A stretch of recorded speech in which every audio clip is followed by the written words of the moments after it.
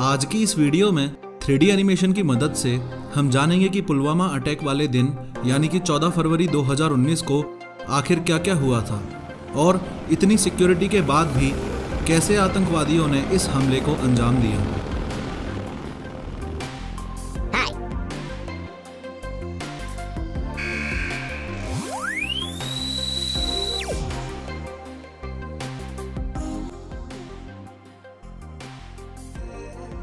अगर एकदम शुरू से शुरुआत करें तो पुलवामा जिले के काकापुरा तहसील में आदिल अहमद डार नाम का एक लड़का रहता था।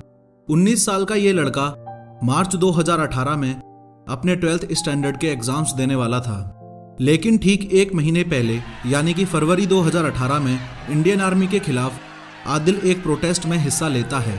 प्रोटेस्ट को रोकने के लिए पुलिस के द्वारा की गई डमी फायरिंग में आदिल के पैर में गोली लगने से वो घायल हो जाता है। इस घटना से आदिल अहमद डार के मन में इंडियंस और इंडियन सिक्योरिटी फोर्सेस के खिलाफ घृणा पैदा हो जाती है।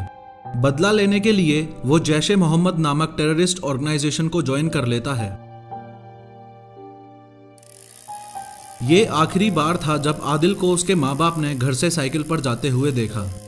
आगे बढ़ने से पहले आपके दिमाग में इंपॉर्टेंट लोकेशंस का ओवरव्यू होना बहुत जरूरी है। इस आदिल का घर पुलवामा अटैक की एग्जैक्ट लोकेशन से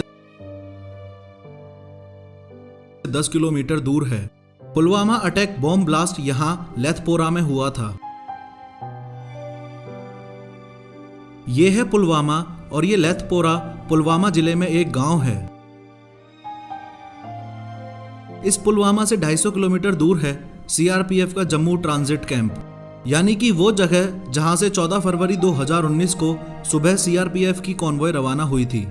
सीआरपीएफ की कॉन्वॉय इस नेशनल हाईवे 44 पर चल रही थी, जिसे भारत के इस उत्तरी इलाके में जम्मू श्रीनगर हाईवे भी बोला जाता है।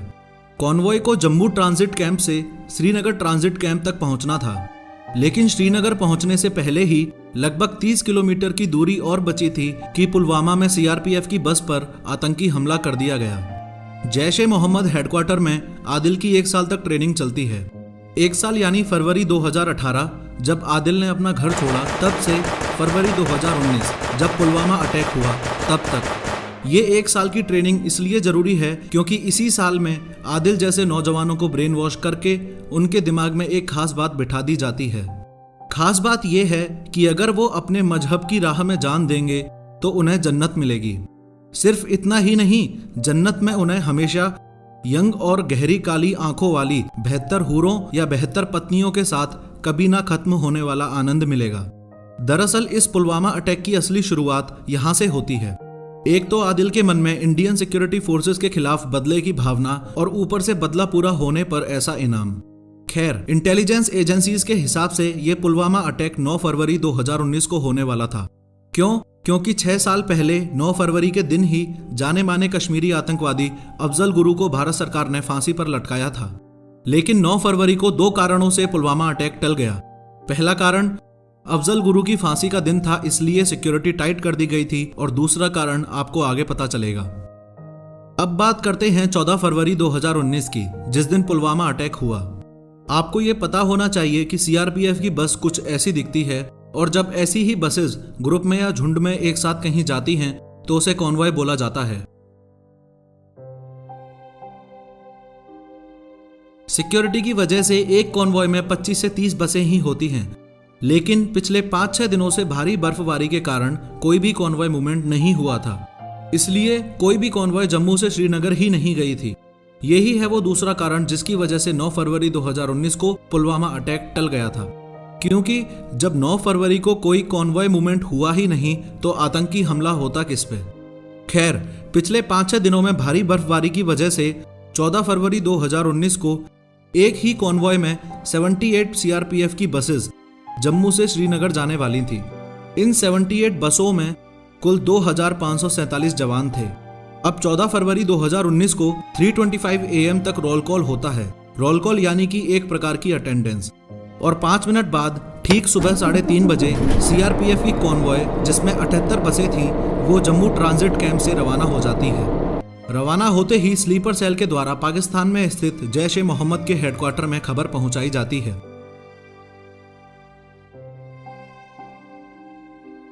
फिर वहां से पुलवामा में स्थित जैश ए मोहम्मद के ऑफिस में अटैक कैसे और कब करना है इसकी ब्रीफिंग दी जाती है। अब आदिल अहमद डार अपनी तैयारी में जुट जाता है। एक एसयूवी गाड़ी में 200 किलो से ज्यादा आरडीएक्स और अमोनियम नाइट्रेट जैसा घातक और जानलेवा एक्सप्लोजिव लोड करना शुरू कर देता है। ये एक्सप्लोजिव पिछले 6 महीनों में थोड़ा थोड़ा करके पाकिस्तान से पुलवामा में लाया गया था। इसका मतलब पुलवामा हमले की तैयारी जैश ए मोहम्मद के हेड मसूद अजहर ने 6 महीने पहले यानी कि सितंबर में ही कर दी थी। लगभग 3 घंटे बाद कॉन्वॉय जम्मू से उधमपुर पहुंचती है, फिर 3 घंटे बाद रामबन जिले में, फिर 3 घंटे बाद कुलगाम में, फिर 2 घंटे बाद अनंतनाग पहुंचती है और फिर 1 घंटे बाद पुलवामा पहुंचती है। इस तरीके से दोपहर 3:27 पर कॉन्वॉय पुलवामा के बॉर्डर में एंटर कर जाती है। एंटर करते ही आदिल अहमद डार भी अपनी जगह छोड़ देता है और आतंकी हमले को अंजाम देने के लिए निकल पड़ता है।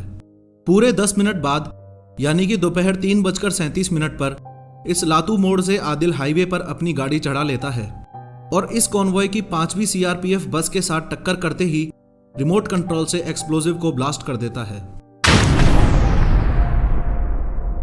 सीआरपीएफ में कुल 239 बटालियंस हैं और इस बस में सीआरपीएफ की 76th बटालियन के 39 पैराट्रूपर्स मौजूद थे, जो कि ब्लास्ट की वजह से ऑन द स्पॉट शहीद हो गए।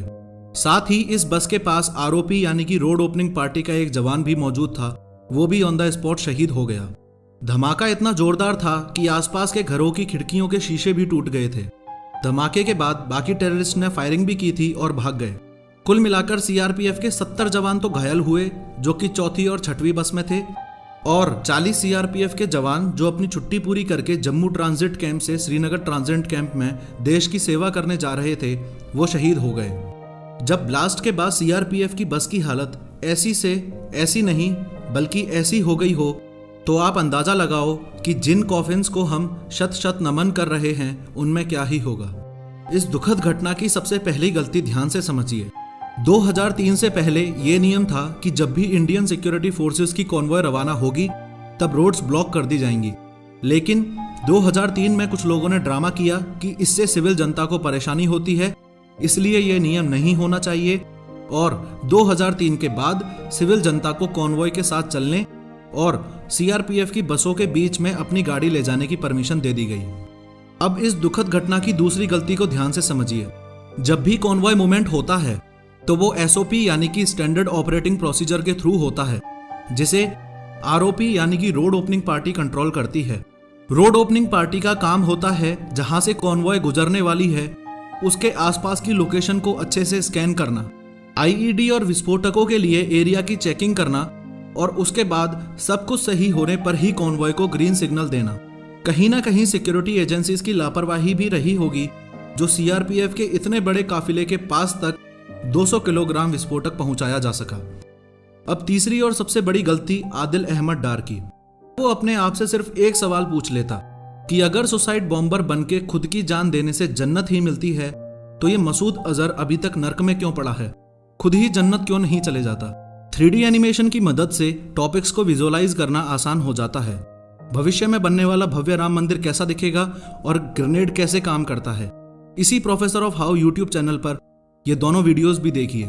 साथ ही अगली वीडियो में 3D एनिमेशन की मदद से मैं आपको बताऊंगा कि गाड़ी पर लगा फास्टैग आखिर काम कैसे करता है। उस वीडियो का नोटिफिकेशन सबसे पहले पाने के लिए अभी इस चैनल को सब्सक्राइब भी कीजिए।